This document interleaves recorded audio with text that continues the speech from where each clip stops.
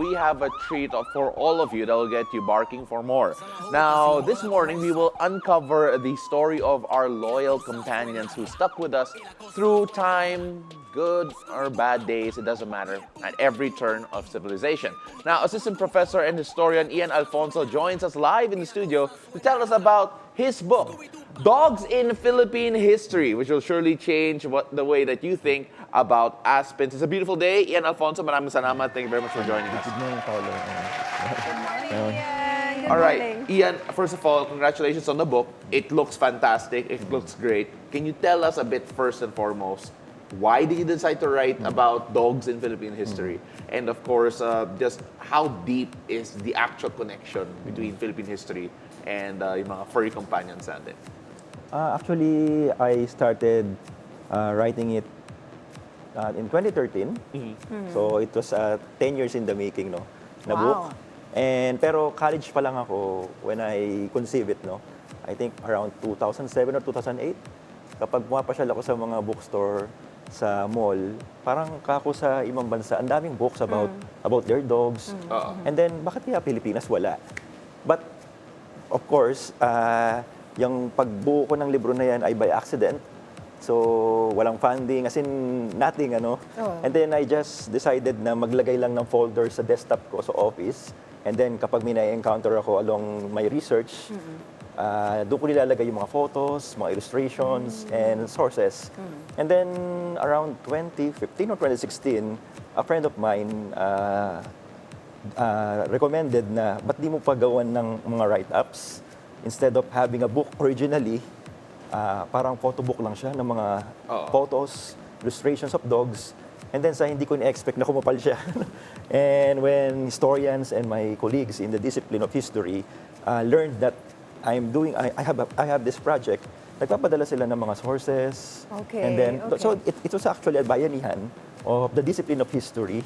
So, hindi ko siya maka-claim na ako lang yan. Kaya, Right. yung pinakamahirap na gawing part ng libro na yan is the acknowledgement page. Parang ayokong ma-miss yung kahit isa sa kanilang tumulong para helped mabuo you. tong librong to. Yeah, and the research and Yes, ma'am. everything, right? So, according to your book, the dogs have been introduced to the Philippines 4,000 years ago, right? So that's a lot of research involved. During your research, meron ka bang na-discover na information about dogs na surprised you or something that we did not know about?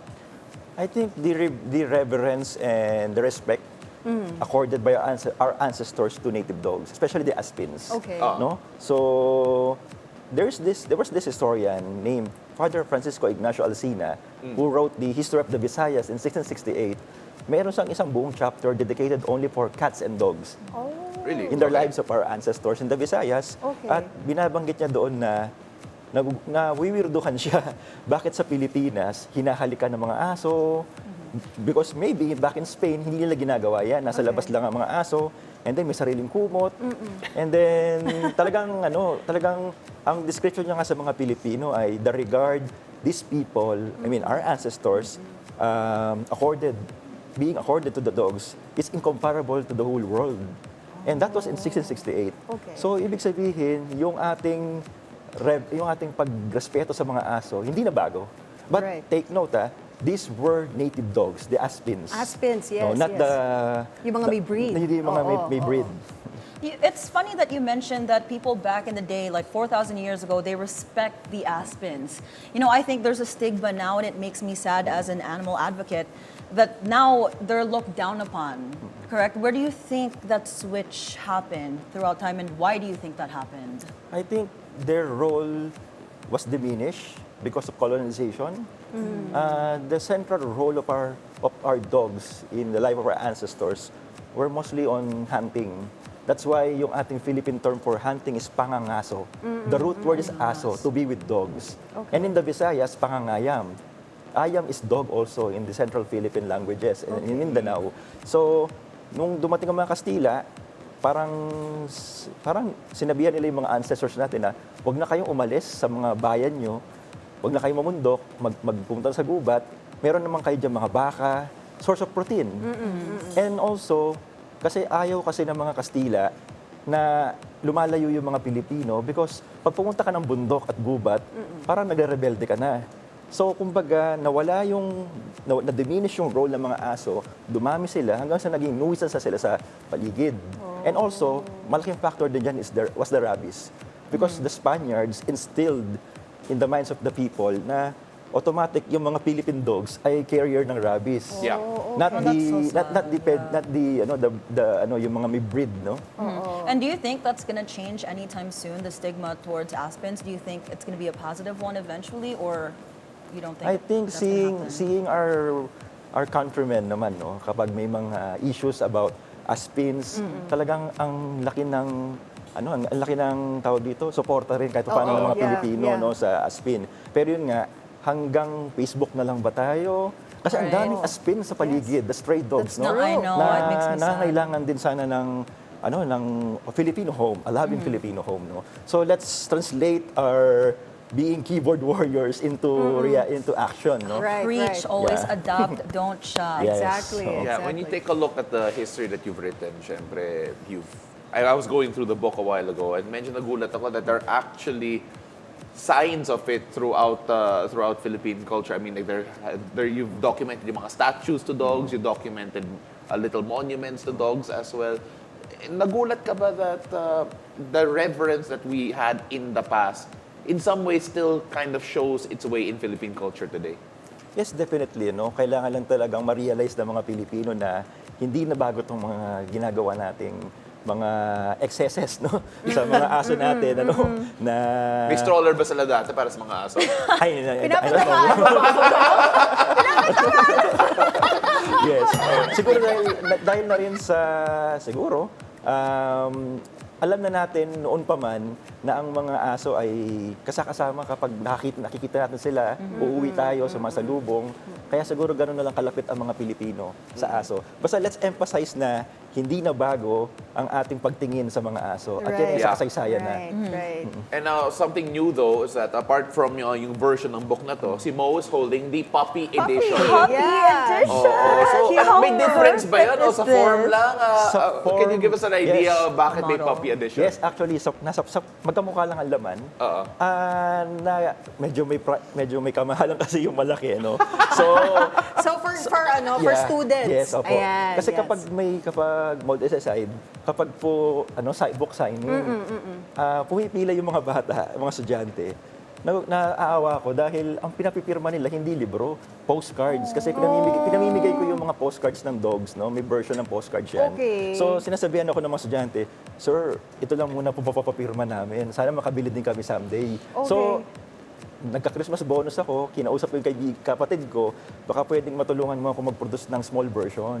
So, that's noong so January, Oh. nagtayo siya ng sarili niyang company, yung Amlat. So, it's a publishing house that produced the puppy edition for the puppy students. edition. Ano bang price range natin for This the is books? 1,550 and then that Okay. was that's 850. 850. So, halahati Student din. price nga talaga. Yes this po. one. Yes. One student price. Sorry, Go Paolo. ahead. Is there a dog back in history? Because in Japan, Hachiko is a Yeah. famous one. Is there one that you say in the Philippines that's memorable or similar to Hachiko? Not that similar, no? Pero meron tayong loyal dog na siya ay na-document ng Philippine Historical Association back in the 1950s, I think, no? So, in the historical bulletin, the Journal of the Historians, no, the Philippine Historical Association, the dog was named Tigre. He was Tigre. the loyal dog of this revolutionary hero of Pampanga, Tiburcio Hilario. And nung daw namatay si Tiburcio Hilario in 1902, bigla na lang daw tumalon sa kanyang kama doon sa deathbed nung amo niya yung aso. And then dahil yung asawa niya, naaalala lagi yung asawa niyang namatay doon sa aso, pinamigay.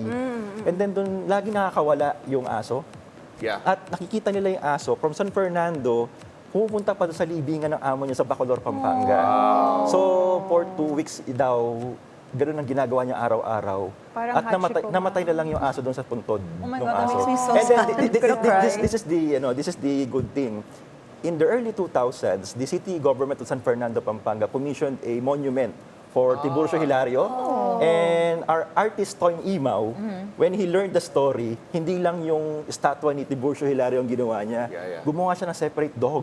Doon sa punto, kasi kinuha yung remains si Tiburcio Hilario sa Bacolor, Pampanga, tinransfer sa San Fernando, nilagay doon sa loob ng monumento yung remains. And then according to Toym Imaw, nung nalaman ko yung kwento, pinagsama ko yung mag-amo. So doon sa pedestal ni Tiburcio Hilario sa San Fernando, may aso.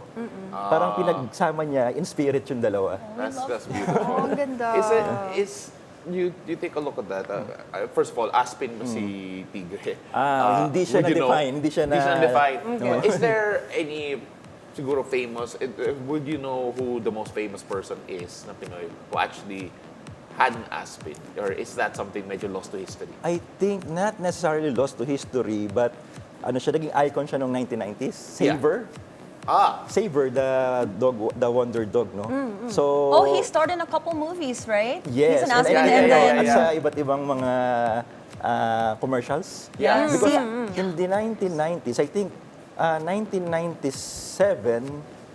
there was this journalist na napasyal sa Pagsanhan, Laguna. At nakita niya itong asong ito na bumibili ng lugaw mag-isa with the basket sa mouth niya. Yeah. So, hanggang sa natuklasan siya ni Noli De Castro, meron siyang show sa isang channel na pinifeature siya every Saturday. Cute. Tumaas yung interest ng mga Pilipino dun sa Aspin na yon. At the following year, 1998, kasama siya sa isa sa mga sinasabing dahilan bakit naipasa yung Animal Welfare Act of 1998. Okay, perfect.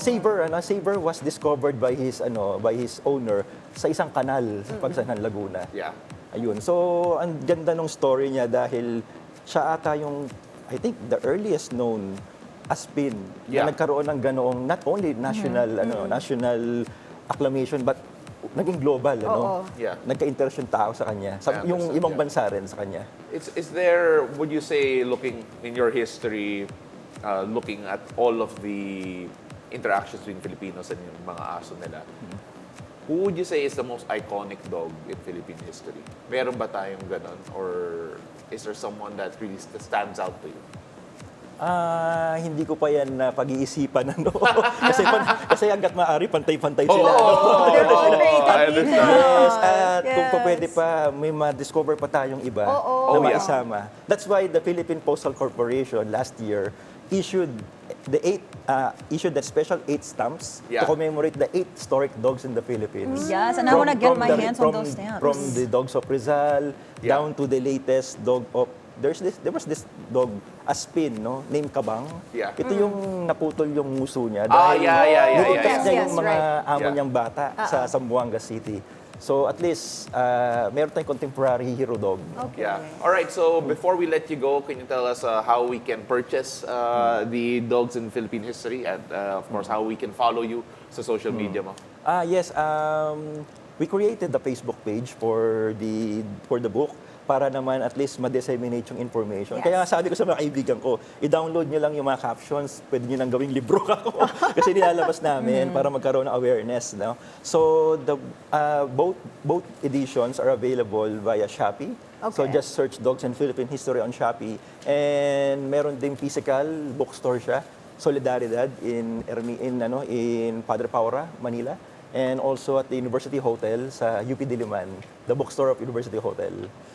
Right, perfect. Really excited to get this. These two girls, they've already purchased it. Yes, we have. With a signed copy. You gotta act quick, Paolo. My friend is ready. Again, thank you very much, Professor. We really appreciate you. And of course, do get your copy of Dogs in Philippine History, as I mentioned, in Shopee or any of the locations that he did mention. Maraming salamat, sir. Thank you, and we hope to see you again soon. Thank you, ma'am. Thank you so much for joining us.